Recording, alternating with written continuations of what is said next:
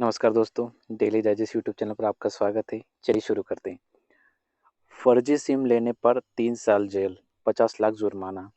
लोकसभा में बुधवार 20 सितंबर को नया टेलीकम्युनिकेशन बिल 2023 पास हो गया।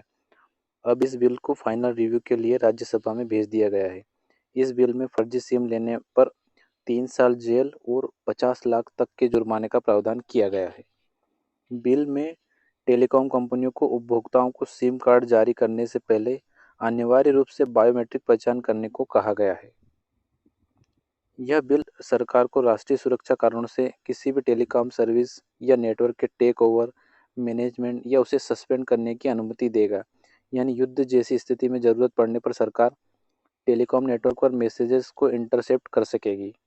यह बिल 138 साल पुराने भारतीय टेलीग्राफ अधिनियम को बदलेगा, जो टेलीग्राफ सेक्टर को कंट्रोल करता है। इसके अलावा the Indian wireless telegraph act 1933 और टेलीग्राफ वायर्स एक्ट 1950 की भी यह बिल जगह लेगा। यह ट्राई एक्ट 1997 को भी संशोधित करेगा। लाइसेंसिंग सिस्टम में बदलाव होगा। बिल से लाइसेंसिंग सिस्टम में भी बदलाव आएगा। वर्तमान में सर्विस प्रोवाइडर्स को विभिन्न प्रकार की सर्विसेज के लिए अलग अलग लाइसेंस, अनुमतियां, अनुमोदन और पंजीकरण लेना पड़ता है। ऐसे 100 से अधिक लाइसेंस या पंजीकरण हैं जो टेलीकॉम डिपार्टमेंट जारी करता है। एलोन मस्क की स्टारलिंक जैसी कंपनियों को फायदा होगा। बिल में टेलीकॉम स्पेक्ट्रम के एडमिनिस्ट्रेटिव एलोकेशन का प्रावधान है, जिससे सर्विसेज की शुरुआत में तेजी आएगी। नए बिल से अमेरिकी बिजनेसमैन एलन मस्क की स्टारलिंक जैसी विदेशी कंपनियों को फायदा होगा, वहीं जियो को इससे नुकसान हो सकता है।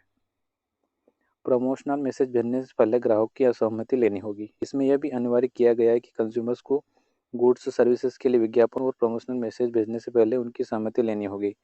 इसमें यह भी बताया गया है कि टेलीकॉम सर्विसेज देने वाली कंपनी को एक ऑनलाइन मैकेनिज्म बनाना होगा, जिससे यूजर अपनी शिकायत ऑनलाइन दर्ज करा सके। ओवर द टॉप सर्विसेज को बिल के नए वर्जन से बाहर किया गया। इस बिल में ओवर द टॉप सर्विसेज जैसे ई कॉमर्स, ऑनलाइन मैसेजिंग को टेलीकॉम सर्विसेज की परिभाषा से बाहर रखा गया है। पिछले साल जब टेलीकम्युनिकेशन बिल का ड्राफ्ट पेश किया गया था, तो उसमें ओटीटी सर्विस भी दायरे में थी। इसे लेकर इंटरनेट कंपनीज और सिविल सोसाइटी ने भारी हंगामा किया था। इसी के बाद ओटीटी को इस बिल से बाहर किया गया है। दोस्तों, अगर आपको वीडियो पसंद आए तो लाइक करें, शेयर करें, चैनल को सब्सक्राइब करना ना भूलें।